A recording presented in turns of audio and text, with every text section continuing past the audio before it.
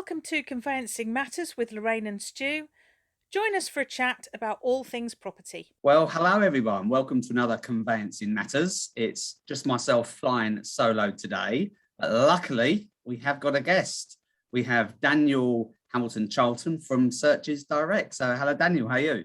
Very well, Stuart. Thank you. Yes, it's a shame Lorraine couldn't make it. I know, it's bunking off again. It's terrible. I know, but it gives you the ability to drive, Her sick record, really is that. I think it's a written warning, surely. I'm not getting involved. No. Right, okay. So how are you? Very well. You keeping yourself busy? Yes, I think we could all be busier. But I'm quite grateful of the lull. I think we all should be. Don't think anyone's sort of worried about how much business they've done this year. So I think, sit back, relax, don't worry about the number of files that are opening, have a good Christmas and kick off in the new year. Yeah, I think we were saying earlier, weren't we? I think it seems to be across the industry as a whole, there's a slight dip, which I'm assuming we've pulled a lot of our pipeline for October, November forward. We did that in September. So I think it looks like maybe there's going to be a bit of a lull towards the end of the year. But what do you think? Jury's out. I think so. I think it will be. Can I just say it's Property Searches Direct, not Searches Direct. But anyway. Right. Okay. Sorry, I do apologize. That's okay. So yeah, I think you're right. It's it is going to go quieter. I mean, I spoke to an agent last month, and we're talking about one of their sort of flagship offices, and how the year's been, what the market's like, and he said, stock. He said, how much stock do you reckon I'd normally carry in this branch? I said, well, I don't know, 75, 80. He said, 95 to 120 properties is stock. And he said, guess how many I've got? I went, 50. He went, 6. Yeah, that does, yeah. And he's not alone. No, it seems to be a problem, doesn't it? Everyone's lacking property on the market at the moment. So we keep our fingers crossed it will pick up. It's a good sort of introduction, Daniel, because it's not just searches that you've done before. You've been in this industry a while and previously as an estate agent. So do you want to give us a bit of brief history about yourself? Oh, we've got time. I started... You'd say brief. Okay, I'll keep it brief. I'm not very good at brief, so just bear with me. I started in estate agency in 93, 94. Fell into it. I don't think many people have it as a career path, but I fell into it. I went for an interview with about 80 other people, believe it or not, and I was one of 2 people who had a suit, because I used to sell suits at Foster Menswear Limited, and I got the job. And I loved it. I loved the whole environment that I was put in. The people I worked with, every day was a different day. There was meeting lots of people, and I thoroughly enjoyed it. So yeah, my estate agency career started then, and it's evolved and done all sorts of things. So since 93 I have been involved in property in one way or another, either in estate agency or working as with asset management businesses, or the likes of, dare I say it, Move With Us. Although when I was with them, I was asked to create some some private client networks for one of the major banks, and that gave me a real insight into law firms, how they worked, what their perception of the likes of a panel manager was. And my feedback to the business was as such, they basically said, Dan, we're in control. Don't let that out. Seriously, we're in control. And that's where our relationship kind of parted ways. So I got involved with the search business. We developed a product to help support conveyancers to win their own work. Then I was asked, after a few years of doing that and helping business development with a number of law firms across the country, I was asked by one to help them to bring themselves into the future, embrace some technology, which was good timing when it came into the pandemic. It was lockdown. It's like, how do we do things remotely? How do we go to IDAML using an app? How do we use client engagement, a good case management system, and what have you? And then we set up a search business, because you do. But the reason why I set up a search business was because with that particular law firm, we saw some of the pinch points, some of the things that were holding things up, some of the worries they had when it came to ordering searches, some of the mistakes they're making they could avoid. And we decided to empower the consumer to get more involved themselves and have a greater understanding of what searches were and why they're relevant, which brought me round to now founding and being managing director of Property Searches Direct. So we're not a typical search supplier. All of my teams have estate agency or conveyancing to some degree, or estate or and sort of property backgrounds. So we kind of understand the big picture of where we sit and how, to be fair, relatively corrupt some of the search relationships are. And we're trying to better that for the better, to make the experience better for the consumer, and educate estate agents who, to be fair, over this last year have been pretty vocal in their thoughts of the conveyancers. As I'm sure you'd appreciate. You've probably had a rough ride. I know you've had a rough ride. I think all lawyers have over the last the 18 months. And I think one of the things that we do need to address within the industry is, better relationships based on education, based on knowing what everybody does. But before we go on to maybe discuss that later, one of the things that came up on a previous conversation I had with Lorraine was some of the newer products that are coming onto the market. And we kind of discussed the issue of where we draw the line. And I know you've got a new product. It's called an air quality search. Yeah. And as a lawyer, we kind of had some reservations regarding additional products that come onto the market, because we sort of foresaw that, it just creates an additional liability potentially on us. But of course, you've got a new product and a different take on it, haven't you, Daniel? So what is the new product, and how do you think it can help clients moving forward?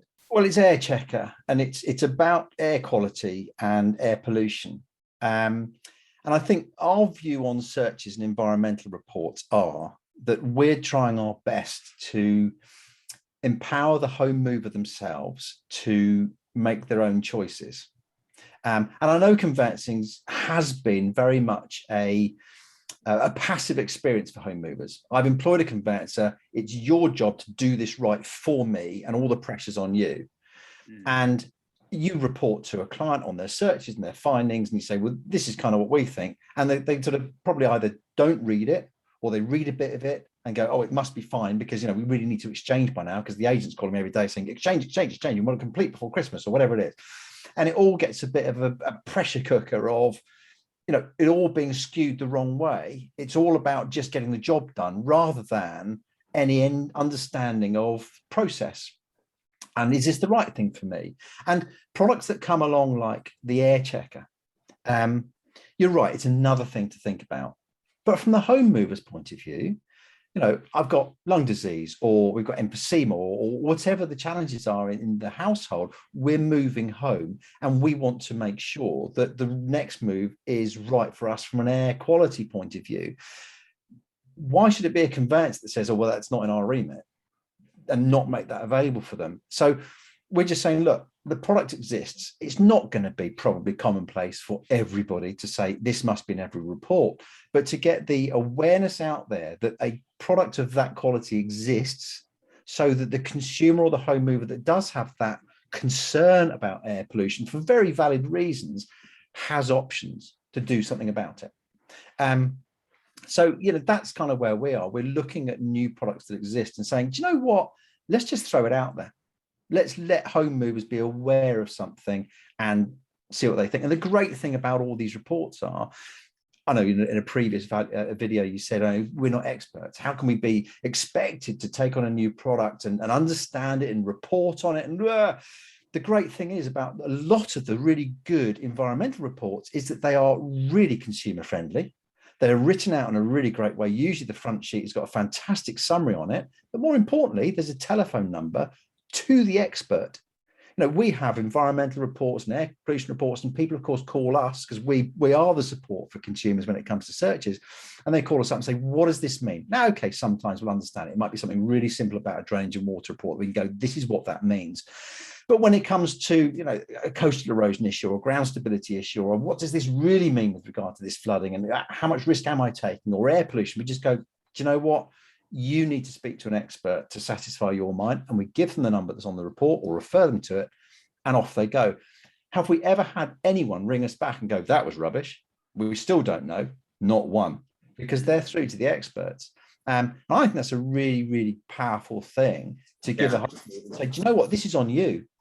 You're buying the property, you're spending your £250,000 or £500,000 or more on a property. You need to be comfortable with it. We can report to you and say it kind of looks okay, but you really need to read this stuff and understand what you are buying. and whether you're going to fall down a coal mine pit, I think the concern that the conveyancer has is that obviously, and it's an interesting point you say that you actually get clients that ring you to discuss the searches, because we would probably all think that it's the clients that ring us. We send them the report on the product. So the natural conclusion, I think, is that the client would call us for advice, on the search that we've just sent to them. They would. And of course, when we all of a sudden then start to talk about, say, air quality, I mean, I personally will be clueless. I wouldn't have an idea where to go on that one. Yeah. I think this is where we came from. I set up the business to enable home movers to kind of get involved. The one thing that's been missing in the market for so long is collaboration. When I was in the business, 93, 94, I left in 2000, whatever it was. But even up to those points, I had meetings every week with the conveyancer. We had that sort of relationship. We kind of understood that property it was built on what was considered to be landfill, let's say. But I know that that's spoil from the A14 cuttings. And you go, okay, that's not contamination. Do I want a conveyancer that doesn't understand that, dealing with it? No. Get in touch with my local conveyancer, say, look, here we go, another one that's going to be an issue. Do you want to have it? Yes, absolutely. And knowing that stuff and having those sorts of meetings with the conveyancer every week to talk a bit about your pipeline, but also just have that understanding of process, things that are challenging people, what your clients are going through, what their experiences are, and just have that little bit of knowledge. I don't want to be an expert, but a little bit of knowledge and understanding was a really valuable thing. And it appears that has gone. It doesn't seem to be that anymore. It seems to be a really detached relationship and I know the reason why. Estate agents not all estate agents are the same. I'd like to think that I wasn't. And I must admit, when I went to move with us and I started looking after portfolios of properties for the likes of David Wilson and what have you, and I was trying to manage an estate agent to do their job, I realized that I wasn't an estate agent. And it was a horrific experience, really. But the estate agents are really good at telling everything a client wants to hear, the right price, the marketing strategy, the number of buyers they've got. It was a fantastic viewing. I've got your offer. I've got your soul board up. I'm great. Done my job. You'll be moved before Christmas. Anything that happens from now on is the conveyancer's fault. I've done my bit. Would you agree? We were excellent. We were fantastic. Look, we're punching the air and rung the bell and it's in the pipe. Now it's all the conveyancer's fault. With no understanding as to whether any of the promises they've made can actually be fulfilled. Like, are we in an area where searches are taking 75 working days? Yes, I am. Today, if I sell a property, can I promise that client they're going to move before Christmas? Yes, because I'm an estate agent. But when it goes to the conveyancer and the conveyancer says, you haven't got a hope in hell, who gets screamed at? Conveyancer. The estate agent said it was possible. You're an arse. Why can't you do it? I think this is obviously will ring sort of true with lots of conveyancers out there when there are false promises made. But why do we think those false promises are made? Is it that there's a lack of knowledge as to what the conveyancer does? Is it a sell at all costs? What do we think these reasons are? It's a lack of knowledge. We're pushing big time on trying to educate the estate agency market to understand little things. I mean, we publish every Tuesday on our website search turnaround timescales for an official local search and a regulated search. When a client comes to us and says, we want to get our searches underway, we go, okay, where is it? What's the local authority? Okay, here are your options. An official search is going to take 25 days. A local search, a regulated one, might take 7, or conversely, a regulated search might take 75 working days, and a council source search may take 25. And we'll put together the appropriate pack based on their needs and timescales. So, but the estate agent, we're trying to drive estate agents to understand those timescales so they don't overpromise. So they understand if they're in an area that's challenged, and also help them to understand that there are certain things that they can do to help in the sort of the pre-conveyancing phase. Why talk about conveyancing at the point of offer with your vendor and say, well, you need a conveyancer now? No, you needed a conveyancer when that property went on the market a month ago. You needed to have the paperwork to start filling out your property information forms, your fixtures and fittings. There's this whole thing about upfront information and the BASB form that's being created. to provide this upfront information. As an estate agent selling a property, there are certain things you need to know to market that property, and those things are rarely borne out until that property information form has been completed, and all that stuff's been amassed. If I was back in a estate agency now, the first thing I'd be doing to my client, having taken them through a really comprehensive IDAML process, which is sadly lacking with a lot of estate agents, is to empower them with their protocol forms and say, fill those out. And when you've done those, I want a copy. I want to read those and I want those on file. And then I want to empower a conveyancer to have those. Whether that conveyancer does much with them now or not is another matter, but at least you've done it. And all the supporting documentation that's required is also there as well. Yeah, I kind of feel we're coming to a bit of a crossroads on a lot of these issues, insofar as part of me always thinks, well, why should an estate agent have to do more work, go to this sort of additional extent of helping out with these forms when that's potentially part of what we do? But then I do also think that there's a calling out there from a lot of estate agents that they want to be part of the conveyancing to speed it up. But I do think there needs to be this distinction between agent, what the agent does, lawyer, what the lawyer does.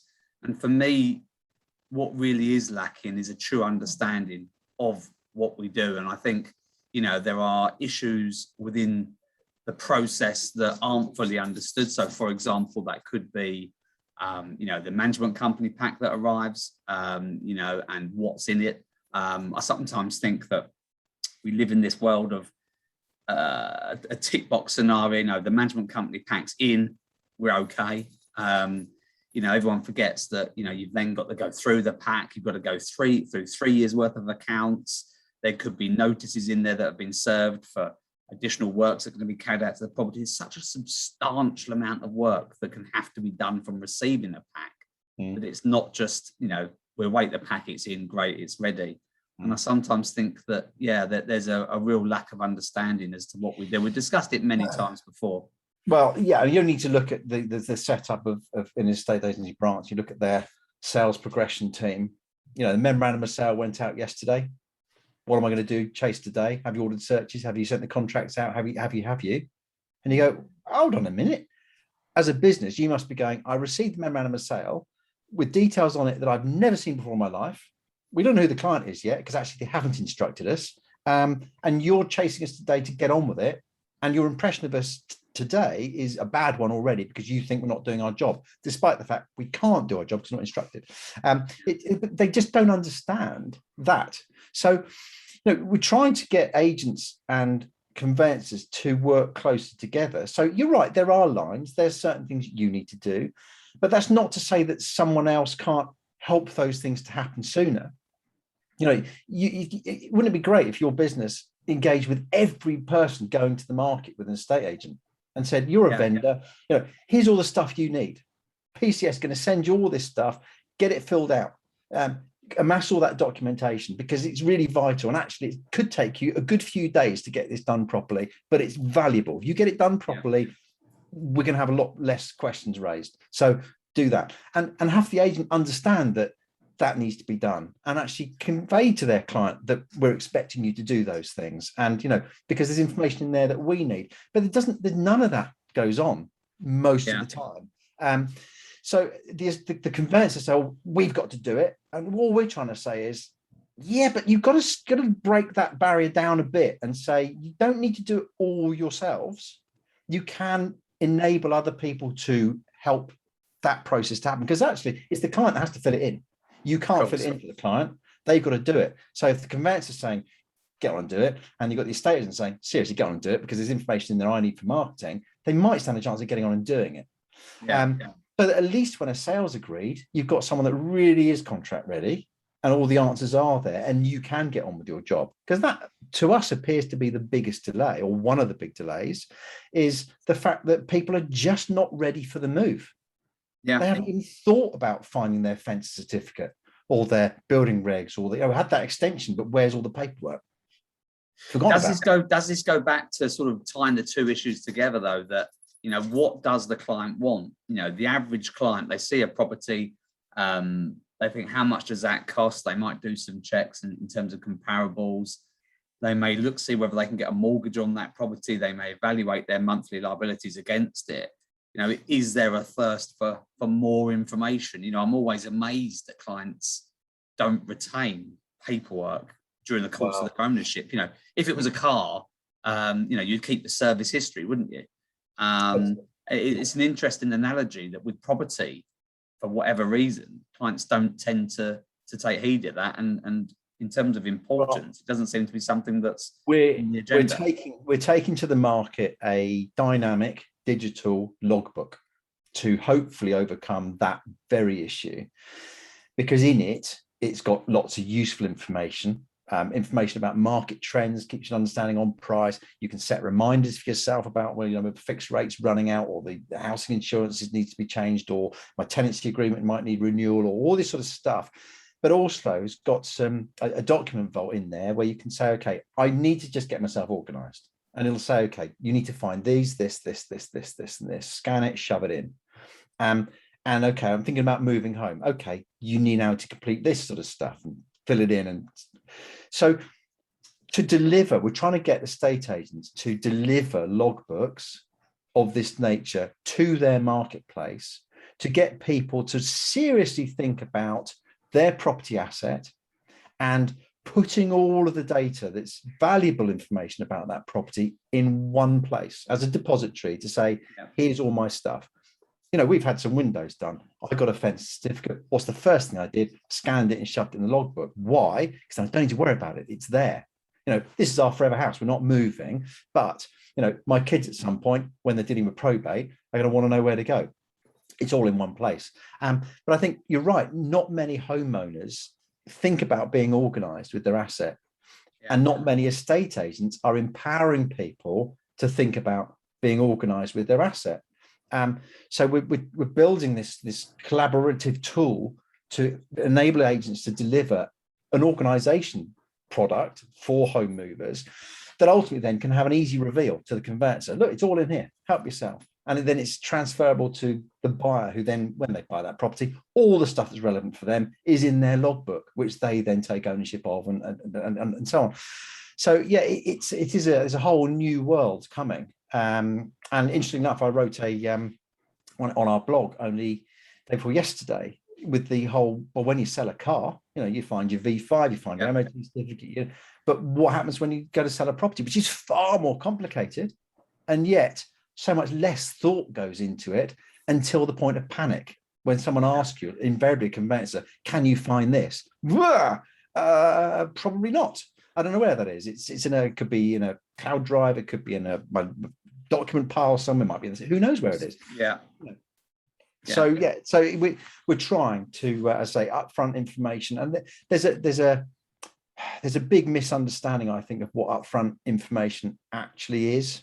And I think over the next few months, when people take a bit of a breath and look at what's out there and have a bit of understanding, I think people will start to understand that upfront information isn't something to be scared of. It is just about getting home movers or to be better organized and find stuff at the point at which they've got time to do it.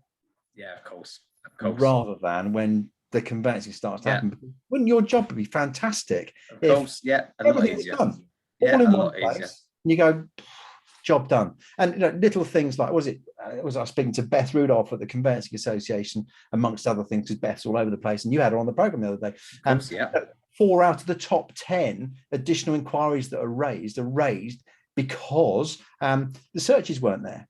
So questions are being raised that don't have to be. So if searches were necessarily ordered earlier, or maybe even given to the surveyor and said, well, here's drainage and water, here's a local authority search, fill your boots, clean mortgage offer comes out, no inquiries raised. No, definitely. Little things. No, definitely. Little things. Okay.